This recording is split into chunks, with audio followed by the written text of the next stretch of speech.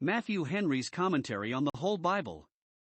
An exposition, with practical observations, of the Book of Ecclesiastes. Chapter 5. Solomon, in this chapter, discourses 1. Concerning the worship of God, prescribing that as a remedy against all those vanities which he had already observed to be in wisdom, learning, pleasure, honor, power, and business. That we may not be deceived by those things, nor have our spirits vexed with the disappointments we meet with in them, let us make conscience of our duty to God and keep up our communion with Him. But withal, he gives a necessary caution against the vanities which are too often found in religious exercises, which deprive them of their excellency and render them unable to help against other vanities. If our religion be a vain religion, how great is that vanity? Let us therefore take heed of vanity. 1. In hearing the word, and offering sacrifice, verse 1. 2. In prayer, verses 2 and 3. 3. In making vows, verses 4 to 6. 4. In pretending to divine dreams, verse 7. Now, 1. For a remedy against those vanities, he prescribes the fear of God, verse 7. 2. To prevent the offense that might arise from the present sufferings of good people, he directs us to look up to God, verse 8. 2. Concerning the wealth of this world and the vanity and vexation that attend it. The fruits of the earth indeed are necessary to the support of life, verse 9, but as for silver and gold and riches. 1. They are unsatisfying, verse 10. 2. They are unprofitable, verse 11. 3. They are disquieting, verse 12. 4. They often prove hurtful and destroying, verse 13. 5. They are perishing, verse 14. 6. They must be left behind when we die, verses 15 and 16. 7. If we have not a heart to make use of them, they occasion a great deal of uneasiness, verse 17. And therefore he recommends to us the comfortable use of that which God has given us, with an eye to Him that is the giver, as the best way both to answer the end of our having it and to obviate the mischiefs that commonly attend great estates, verses 18 to 20. So that if we can but learn out of this chapter how to manage the business of religion, and the business of this world, which two take up most of our time, so that both may turn to a good account, and neither our Sabbath days nor our weekdays may be lost, we shall have reason to say, we have learned two good lessons. Ecclesiastes 5 verses 1 to 3. Solomon's design, in driving us off from the world, by showing us its vanity, is to drive us to God and to our duty, that we may not walk in the way of the world, but by religious rules, nor depend upon the wealth of the world, but on religious advantages, and therefore 1. He here sends us to the house of God, to the place of public worship, to the temple, which he himself had built at a vast expense.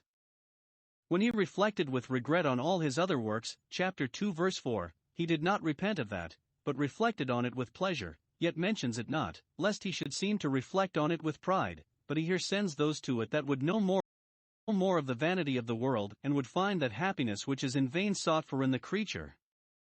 David, when he was perplexed, went into the sanctuary of God, Psalm 73 verse 17. Let our disappointments in the creature turn our eyes to the Creator.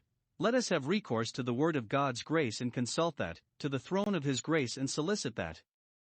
In the word and prayer there is a balm for every wound. 2. He charges us to behave ourselves well there, that we may not miss of our end in coming thither. Religious exercises are not vain things, but if we mismanage them, they become vain to us. And therefore, 1. We must address ourselves to them with all possible seriousness and care. Keep thy foot, not keep it back from the house of God, as Proverbs 25 verse 17, nor go slowly thither, as one unwilling to draw nigh to God, but look well to thy goings, ponder the path of thy feet, lest thou take a false step. Address thyself to the worship of God with a solemn pause, and take time to compose thyself for it, not going about it with precipitation, which is called hasting with the feet, Proverbs 19 verse 2. Keep thy thoughts from roving and wandering from the work, keep thy affections from running out towards wrong objects, for in the business of God's house there is work enough for the whole man, and all too little to be employed. Some think it alludes to the charge given to Moses and Joshua to put off their shoes, Exodus 3 verse 5, Joshua 5 verse 15, in token of subjection and reverence. Keep thy feet clean, Exodus 30 verse 19. 2. We must take heed that the sacrifice we bring be not the sacrifice of fools, of wicked men, for they are fools and their sacrifice is an abomination to the Lord, Proverbs 15 verse 8, that we bring not the torn, and the lame, and the sick for sacrifice, for we are plainly told that it will not be accepted, and therefore it is folly to bring it, that we rest not in the sign and ceremony, and the outside of the performance, without regarding the sense and meaning of it, for that is the sacrifice of fools. Bodily exercise, if that be all, is a jest. None but fools will think thus to please him who is a spirit and requires the heart, and they will see their folly when they find what a great deal of pains they have taken to no purpose for want of sincerity. They are fools, for they consider not that they do evil, they think they are doing God and themselves good service when really they are putting a great affront upon God and a great cheat upon their own souls by their hypocritical devotions. Men may be doing evil even when they profess to be doing good, and even when they do not know it, when they do not consider it. They know not but to do evil, so some read it. Wicked minds cannot choose but sin, even in the acts of devotion.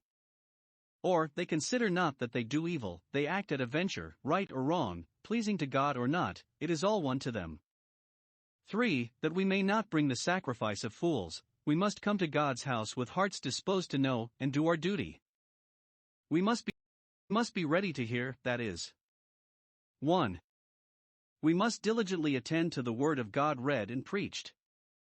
Be swift to hear the exposition which the priests give of the sacrifices, declaring the intent and meaning of them, and do not think it enough to gaze upon what they do, for it must be a reasonable service, otherwise it is the sacrifice of fools. 2. We must resolve to comply with the will of God as it is made known to us. Hearing is often put for obeying, and that is it that is better than sacrifice, 1 Samuel 15 verse 22, Isaiah 1 verses 15 and 16. We come in a right frame to holy duties when we come with this upon our heart, Speak, Lord, for thy servant hears. Let the word of the Lord come, said a good man, and if I had 600 necks I would bow them all to the authority of it.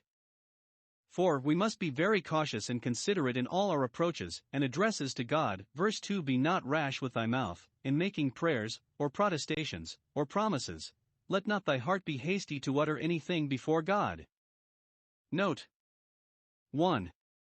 When we are in the house of God, in solemn assemblies for religious worship, we are in a special manner before God and in His presence, there where He has promised to meet His people, where His eye is upon us and ours ought to be unto Him. 2. We have something to say, something to utter before God, when we draw nigh to Him in holy duties. He is one with whom we have to do, with whom we have business of vast importance. If we come without an errand, we shall go away without any advantage. 3. What we utter before God must come from the heart, and therefore we must not be rash with our mouth. Never let our tongue outrun our thoughts and our devotions. The words of our mouth must always be the product of the meditation of our hearts. Thoughts are words to God, and words are but wind if they be not copied from the thoughts.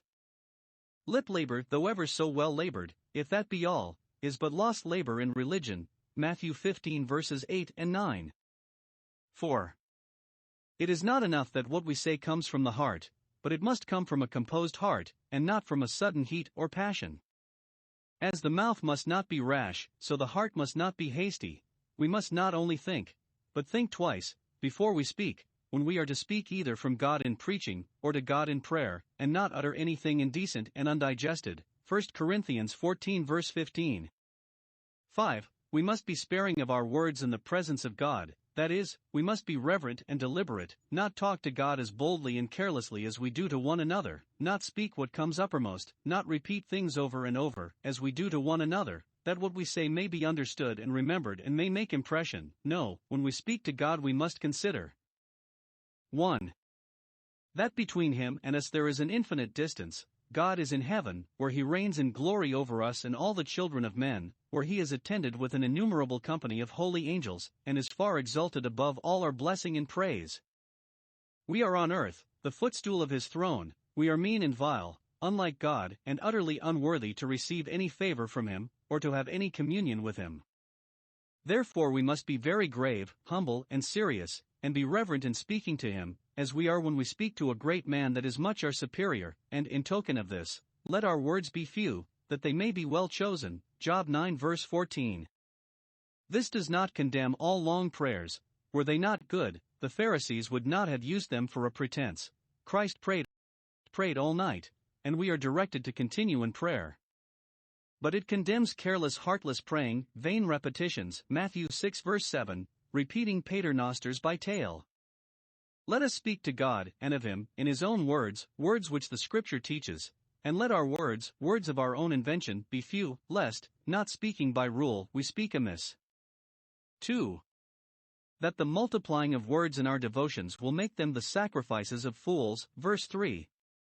As confused dreams, frightful and perplexed, and such as disturb the sleep, are an evidence of a hurry of business which fills our head, so many words and hasty ones, used in prayer, are an evidence of folly reigning in the heart, ignorance of and unacquaintedness with both God and ourselves, low thoughts of God, and careless thoughts of our own souls.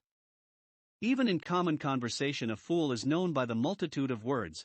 Those that know least talk most. Chapter 10 verse 11, particularly in devotion, there, no doubt, a prating fool shall fall. Proverbs 10 verses 8 and 10, shall fall short of acceptance. Those are fools indeed who think they shall be heard in prayer for their much speaking. Ecclesiastes 5 verses 4 to 8. Four things we are exhorted to in these verses. 1. To be conscientious in paying our vows. 1. A vow is a bond upon the soul, Numbers 30 verse 2, by which we solemnly oblige ourselves, not only, in general, to do that which we are already bound to do, but in some particular instances, to do which we were not under any antecedent obligation, whether it respects honoring God or serving the interests of His kingdom among men. When, under the sense of some affliction, Psalm 66 verse 14, or in the pursuit of some mercy, 1 Samuel 1 verse 11, thou hast vowed such a vow as this unto God, know that thou hast opened thy mouth unto the Lord, and thou canst not go back, therefore. 1. Pay it, perform what thou hast promised, bring to God what thou hast dedicated and devoted to Him, pay that which thou hast vowed, pay it in full and keep not back any part of the price, pay it in kind, do not alter it or change it, so the law was. Leviticus 27 verse 10. Have we vowed to give our own selves unto the Lord? Let us then be as good as our word, act in His service, to His glory, and not sacrilegiously alienate ourselves. 2. Defer not to pay it. If it be in the power of thy hands to pay it today, leave it not till tomorrow. Do not beg a day, nor put it off to a more convenient season. By delay the sense of the obligation slackens and cools, and is in danger of wearing off. We thereby discover a loathness and backwardness to perform our vow, and canon est hodie cras minus aptus erit. He who is not inclined today will be averse tomorrow. The longer it is put off, the more difficult it will be to bring ourselves to it. Death may not only prevent the payment, but fetch thee to judgment, under the guilt of a broken vow. Psalm 76 verse 11. 2 reasons are here given why we should speedily and cheerfully pay our vows. 1. Because otherwise we affront God, we play the fool with Him, as if we designed to put a trick upon Him, and God has no pleasure in fools. More is implied than is expressed. The meaning is, He greatly abhors such fools and such foolish dealings. Has He need of fools? No, be not deceived, God is not mocked, but will surely and severely reckon with those that thus play fast and loose with Him. 2. Because otherwise we wrong ourselves, we lose the benefit of the making of the vow, nay, we incur the penalty for the breach of it, so that it would have been better a great deal not to have vowed, more safe and more to our advantage, than to vow, and not to pay. Not to have vowed would have been but an omission, but to vow, and not pay incurs the guilt of treachery and perjury. It is lying to God. Acts 5 verse 4. 2. To be cautious in making our vows. This is necessary in order to our being conscientious in performing them. Verse 6. 1. We must take heed that we never vow anything that is sinful, or that may be an occasion of sin, for such a vow is ill-made and must be broken. Suffer not thy mouth, by such a vow, to cause thy flesh to sin, as Herod's rash promise caused him to cut off the head of John the Baptist. 2. We must not vow that which, through the frailty of the flesh, we have reason to fear we shall not be able to perform, as those that vow a single life, and yet know not how to keep their vow. Hereby. 1. They shame themselves, for they are forced to say before the angel, "It was an error," that either they did not mean or did not consider what they said, and, take it which way you will, it is bad enough. When thou hast made a vow, do not seek to evade it, nor find excuses to get clear of the obligation of it. Say not before the priest, who is called the angel or messenger of the Lord of hosts, that, upon second thoughts, thou hast changed thy mind and desirest to be absolved from the obligation of thy vow, but stick to it, and do not seek a hole to creep out at. Some by the angel understand the guardian angel which they suppose to attend every man and to inspect what he does. Others understand it of Christ, the angel of the covenant, who is present with his people in their assemblies, who searches the heart and cannot be imposed upon. Provoke him not, for God's name is in him, and he is represented as strict and jealous. Exodus 23 verses 20 and 21. 2. They expose themselves to the wrath of God, for he is angry at the voice of those that thus lie unto him with their mouth and flatter him with their tongue, and is displeased at their dissimulation, and destroys the works of their hands, that is, blasts their enterprises, and defeats those purposes which, when they made these vows, they were seeking to God for the success of. If we treacherously cancel the words of our mouths, and revoke our vows, God will justly overthrow our projects, and walk contrary, and at all adventures, with those that thus walk contrary, and at all adventures with him. It is a snare to a man, after vows, to make inquiry. 3. To keep up the fear of God. Verse 7. Many of old pretended to know the mind of God by dreams, and were so full of them that they almost made God's people forget his name by their dreams. Jeremiah 23 verses 25 and 26. And many now perplex themselves with their frightful or odd dreams, or with other people's dreams, as if they foreboded this or the other disaster. Those that heed dreams shall have a multitude of them to fill their heads with, but in them all there are diverse vanities, as there are in many words, and the more if we regard them. They are but like the idle impertinent chat of children and fools, and therefore never heed them, forget them, instead of repeating them lay no stress upon them, draw no disquieting conclusions from them, but fear thou God, have an eye to his sovereign dominion, set him before thee, keep thyself in his love, and be afraid of offending him, and then thou wilt not disturb thyself with foolish dreams. The way not to be dismayed at the signs of heaven, nor afraid of the idols of the heathen, is to fear God as King of nations. Jeremiah 10 verses 2 and 5, 7. 4. With that to keep down the fear of man. Verse 8. Set God before thee, and then, if thou sayest the oppression of the poor, thou wilt not marvel at the matter, nor find fault with divine providence, nor think the worse of the institution of magistracy, when thou sayest the ends of it thus perverted, nor of religion, when thou sayest it will not secure men from suffering wrong. Observe here. 1. A melancholy sight on earth, and such as cannot but trouble every good man that has a sense of justice, and a concern for mankind, to see the oppression of the poor because they are poor and cannot defend themselves, and the violent perverting of judgment and justice in a province, oppression under color of law and backed with power. The kingdom in general may have a good government, and yet it may so happen that a particular province may be committed to a bad man, by whose maladministration justice may be perverted. So hard it is for the wisest of kings, in giving preferments, to be sure of their men, they can but redress the grievance when it appears. 2. A comfortable sight in heaven. When things look thus dismal, we may satisfy ourselves with this. 1. That, though oppressors be high, God is above them, and in that very thing wherein they deal proudly. Exodus 18 verse 11. God is higher than the highest of creatures, than the highest of princes, than the king that is higher than Agag. Numbers 24 verse 7, than the highest angels, the thrones and dominions of the upper world. God is the most high over all the earth, and his glory is above the heavens. Before him princes are worms, the brightest, but glowworms. 2. That, though oppressors be secure, God has his eye upon them, takes notice of, and will reckon for, all their violent perverting of judgment. He regards, not only sees it but observes it, and keeps it on record, to be called over again. His eyes are upon their ways. See Job 24 verse 23. 3. That there is a world of angels, for there are higher than they, who are employed by the divine justice for protecting the injured and punishing the injurious. Sennacherib valued himself highly upon his potent army, but one angel proved too hard for him and all his forces. Some by those that are higher than they understand the great council of the nation, the presidents to whom the princes of the provinces are accountable, Daniel 6 verse 2, the senate that receive complaints against the proconsuls, the courts above to which appeals are made from the inferior courts, which are necessary to the good government of a kingdom.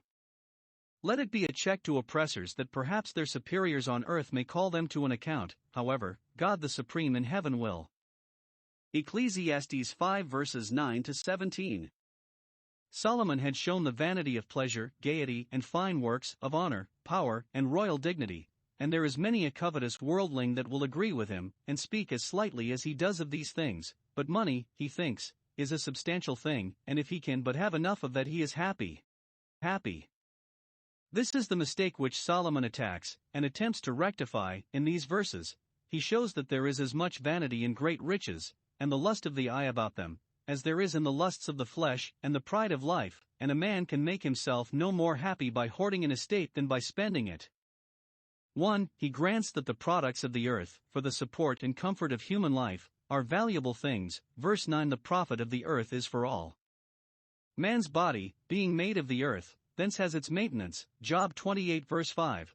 And that it has so, and that a barren land is not made his dwelling, as he has deserved for being rebellious, Psalm 68 verse 6, is an instance of God's great bounty to him. There is profit to be got out of the earth, and it is for all need it, it is appointed for all, there is enough for all. It is not only for all men, but for all the inferior creatures. The same ground brings grass for the cattle that brings herbs for the service of men. Israel had bread from heaven, angels' food, but, which is a humbling consideration, the earth is our storehouse, and the beasts are fellow commoners with us. The king himself is served of the field, and would be ill-served, would be quite starved, without its products. This puts a great honor upon the husbandman's calling, that it is the most necessary of all to the support of man's life. The many have the benefit of it, the mighty cannot live without it. It is for all, it is for the king himself. Those that have an abundance of the fruits of the earth must remember they are for all, and therefore must look upon themselves, but as stewards of their abundance, out of which they must give to those that need. Dainty meats and soft clothing are only for some, but the fruit of the earth is for all. And even those that suck the abundance of the seas, Deuteronomy 33 verse 19, cannot be without the fruit of the earth, while those that have a competency of the fruit of the earth may despise the abundance of the seas. 2. He maintains that the riches that are more than these, that are for hoarding, not for use, are vain things, and will not make a man easy or happy. That which our Savior has said, Luke 12 verse 15, that a man's life consists not in the abundance of the things which he possesses, is what Solomon here undertakes to prove by various arguments. 1. The more men have the more they would have, verse 10. A man may have but a little silver and be satisfied with it, may know when he has enough and covet no more. Godliness, with contentment, is great gain. I have enough, says Jacob, I have all and abound, says St. Paul, but 1. He that loves silver, and sets his heart upon it, will never think he has enough, but enlarges his desire as hell, Habakkuk 2 verse 5, lays house to house and field to field, Isaiah 5 verse 8, and, like the daughters of the horseleech, still cries, Give, give. Natural desires are at rest when that which is desired is obtained, but corrupt desires are insatiable. Nature is content with little, grace with less, but lust with nothing. 2. He that has silver in abundance, and has it increasing ever so fast upon him, yet does not find that it yields any solid satisfaction to his soul. There are bodily desires which silver itself will not satisfy. If a man be hungry, ingots of silver will do no more to satisfy his hunger than clods of clay.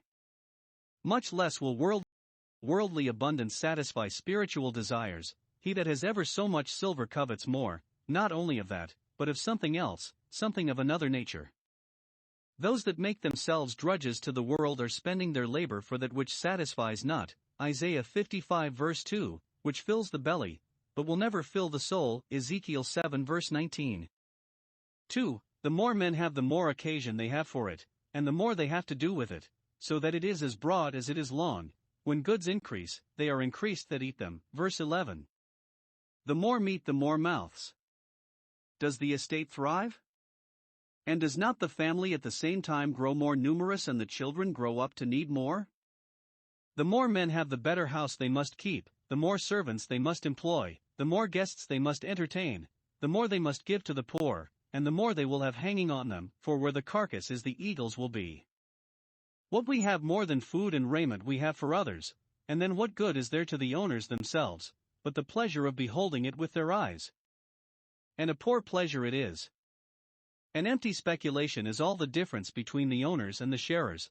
The owner sees that as his own which those about him enjoy as much of the real benefit of as he, only he has the satisfaction of doing good to others, which indeed is a satisfaction to one who believes what Christ said, that it is more blessed to give than to receive, but to a covetous man, who thinks all lost, that goes beside himself, it is a constant vexation to see others eat of his increase. 3. The more men have, the more care they have about it, which perplexes them and disturbs their repose. Verse 12. Refreshing sleep is as much the support and comfort of this life as food is. Now, 1. Those commonly sleep best that work hard and have but what they work for. The sleep of the laboring man is sweet, not only because he has tired himself with his labor, which makes his sleep the more welcome to him, and makes him sleep soundly, but because he has little to fill his head with care about and so break his sleep. His sleep is sweet, though he eat but little and have but little to eat, for his weariness rocks him asleep, and though he eat much, yet he can sleep well, for his labor gets him a good digestion. The sleep of the diligent Christian, and his long sleep, is sweet, for, having spent himself and his time in the service of God, he can cheerfully return to God and repose in him as his rest. 2. Those that have everything else often fail to secure a good night's sleep. Either their eyes are held waking or their sleeps are unquiet and do not refresh them, and it is their abundance that breaks their sleep and disturbs it, both the abundance of their care, as the rich man's who, when his ground brought forth plentifully, thought within himself, "What shall I do?" Luke 12 verse 17, and the abundance of what they eat and drink which overcharges the heart, makes them sick, and so hinders their repose. Ahasuerus, after a banquet of wine, could not sleep, and perhaps consciousness of guilt, both in getting and using what they have, breaks their sleep as much as anything. But God gives his beloved sleep. For the more men have, the more danger they are in both of doing mischief, and of having mischief done them. Verse 13. There is an evil, a sore evil, which Solomon himself had seen under the sun, in this lower world, this theater of sin and woe, riches left for the owners thereof, who have been industrious to hoard them and keep them safely, to their hurt. They would have been better without them. 1. Their riches do them hurt, make them proud, secure, and in love with the world, draw away their hearts from God and duty, and make it very difficult for them to enter into the kingdom of heaven, nay, help to shut them out of it. 2. They do hurt with their riches, which not only put them into a capacity of gratifying their own lusts, and living luxuriously, but give them an opportunity of oppressing others and dealing hardly with them. 3. Often they sustain hurt by their riches. They would not be envied, would not be robbed, if they were not rich. After it is the fat beast that is led first to the slaughter. A very rich man, as one observes, has sometimes been accepted out of a general pardon, both as to life and estate, merely on account of his vast and overgrown estate. So riches often take away the life of the owners thereof. Proverbs 1 verse 19. 5. The more men have, the more they have to lose, and perhaps they may lose it all. Verse 14. Those riches that have been laid up with a great deal of pains, and kept with a great deal of care, perish by evil travail, by the very pains and care which they take to secure and increase them. Many a one has ruined his estate by being over-solicitous to advance it, and make it more, and has lost all by catching it all. Riches are perishing things, and all our care about them cannot make them otherwise. They make themselves wings and fly away. He that thought he should have made his son a gentleman leaves him a beggar. He begets a son, and brings him up in the prospect of an estate, but when he dies, leaves it under a charge of debt as much as it is worth, so that there is nothing in his hand. This is a common case. Estates that made a great show do not prove what they seemed, but cheat the heir. 6. How much soever men have when they die, they must leave it all behind them. Verses 15 and 16. As he came forth of his mother's womb naked, so shall he return, only as his friends, when he came naked into the world, in pity to him, helped him with swaddling clothes, so, when he goes out, they help him with grave clothes, and that is all. See Job 1 verse 21, Psalm 49 verse 17. This is urged as a reason why we should be content with such things as we have, 1 Timothy 6 verse 7. In respect of the body we must go as we came, the dust shall return to the earth as it was. But sad is our case if the soul return as it came, for we were born in sin, and if we die in sin, unsanctified, we had better never have been born, and that seems to be the case of the worldling here spoken of, for he is said to return in all points as he came, as sinful, as miserable, and much more so. This is a sore evil. He thinks it so whose heart is glued to the world, that he shall take nothing of his labor which he may carry away in his hand, his riches will not go with him into another world nor stand him in any stead there. If we labor in religion, the grace and comfort we get by that labor we may carry away in our hearts, and shall be the better for it to eternity, that is meat that endures. But if we labor only for the world, to fill our hands with that, we cannot take that away with us. We are born with our hands griping, but we die with them extended, letting go what we held fast. So that, upon the whole matter, he may well ask, what profit has he that has labored for the wind? Note, those that labor for the world labor for the wind, for that which has more sound than substance, which is uncertain, and always shifting its point, unsatisfying, and often hurtful, which we cannot hold fast, and which, if we take up with it as our portion, will no more feed us than the wind. Hosea 12 verse 1. Men will see that they have labored for the wind when at death they find the profit of their labor is all gone, gone like the wind, they know not whither. 7. Those that have much, if they set their hearts upon it, have not only uncomfortable deaths, but uncomfortable lives too. Verse 17. This covetous worldling, that is so bent upon raising an estate, all his days eats in darkness and much sorrow, and it is his sickness and wrath. He has not only no pleasure of his estate, nor any enjoyment of it himself, for he eats the bread of sorrow, Psalm 127 verse 2, but a great deal of vexation to see others eat of it. His necessary expenses make him sick, make him fret, and he seems as if he were angry that himself and those about him cannot live without meat. As we read the last clause, it intimates how ill this covetous worldling can bear the common and unavoidable calamities of human life. When he is in health he eats in darkness, always dull with care and fear about what he has, but, if he be sick, he has much sorrow and wrath with his sickness. He is vexed that his sickness takes him off from his business and hinders him in his pursuits of the world, vexed that all his wealth will not give him any ease or relief, but especially terrified with the apprehensions of death, which his diseases are the harbingers of leaving this world and the things of it behind him, which he has set his affections upon, and removing to a world he has made no preparation for. He has not any sorrow after a godly sort, does not sorrow to repentance, but he has sorrow and wrath, is angry at the providence of God, angry at his sickness, angry at all about him, fretful and peevish, which doubles his affliction, which a good man lessens and lightens by patience and joy in his sickness. Ecclesiastes 5 verses 18 to 20. Solomon, from the vanity of riches hoarded up, here infers that the best course we can take is to use well what we have, to serve God with it, to do good with it, and take the comfort of it to ourselves and our families. This he had pressed before, chapter 224, 322. Observe 1. What it is that is here recommended to us, not to indulge the appetites of the flesh, or to take up with present pleasures or profits for our portion, but soberly and moderately to make use of what Providence has allotted for our comfortable passage through this world. We must not starve ourselves through covetousness, because we cannot afford ourselves food convenient, nor through eagerness in our worldly pursuits, nor through excessive care and grief, but eat and drink what is fit for us to keep our bodies in good plight for the serving of our souls in God's service. We must not kill ourselves with labor, and then leave others to enjoy the good of it, but take the comfort of that which our hands have labored for, and that not now and then, but all the days of our life which God gives us. Life is God's gift, and he has appointed us the number of the days of our life, Job 14 verse 5. Let us therefore spend those days in serving the Lord our God with joyfulness and gladness of heart.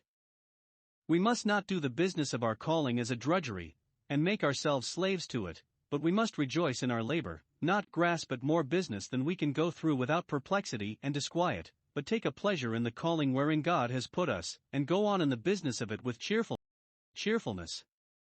This is to rejoice in our labor, whatever it is, as Zebulun in his going out and Issachar in his tents. 2. What is urged to recommend it to us? 1. That it is good and comely to do this. It is well, and it looks well. Those that cheerfully use what God has given them thereby honor the giver, answer the intention of the gift, act rationally and generously, do good in the world, and make what they have turned to the best account, and this is both their credit and their comfort. It is good and comely, there is duty and decency in it. 2. That it is all the good we can have out of the things of this world, it is our portion, and in doing thus we take our portion, and make the best of bad. This is our part of our worldly possession. God must have his part, the poor theirs, and our families theirs, but this is ours, it is all that falls to our lot out of them. 3. That a heart to do thus is such a gift of God's grace as crowns all the gifts of his providence. If God has given a man riches and wealth, he completes the favor, and makes that a blessing indeed, if withal he gives him power to eat thereof, wisdom and grace to take the good of it, and to do good with it. If this is God's gift, we must covet it earnestly as the best gift relating to our enjoyments in this world. 4. That this is the way to make our own lives easy, and to relieve ourselves against the many toils and troubles which our lives on earth are incident to. Verse 20. He shall not much remember the days of his life, the days of his sorrow and sore travail, his working days, his weeping days. He shall either forget them or remember them as waters that pass away. He shall not much lay to heart his crosses, nor long retain the bitter relish of them, because God answers him in the joy of his heart, balances all the grievances of his labor with the joy of it, and recompenses him for it by giving him to eat the labor of his hands. If he does not answer all his desires and expectations, in the letter of them, yet he answers them with that which is more than equivalent, in the joy of his heart.